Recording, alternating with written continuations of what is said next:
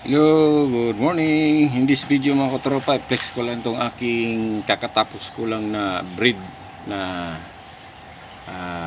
apple, ano ba to? Apple mango or ano ba tawag sa Bisaya kay Mito. Ayan. So 21 stock po siya, 21. So 21 na puno kung sakali. Tapos pinagsabay-sabay ko kasi kan madalas na binibreed yung lang money tree. So nagtry ako dito kasi marami akong tinanim na buto ng kay Mito. Ayan. So meron pa nga dito yung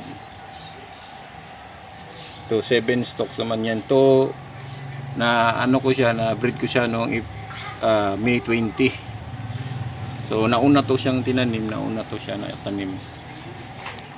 So ito naman tinanim ko to noong April 20. So more than 1 month na siya. Kaya binidbreed ko na. So successful naman yung pagka-breed mga tropa. Ang ganda oh. Ganda na magpagka-breed ko. Sana tumubo lahat no. Ayan, experiment lang to mga tropa.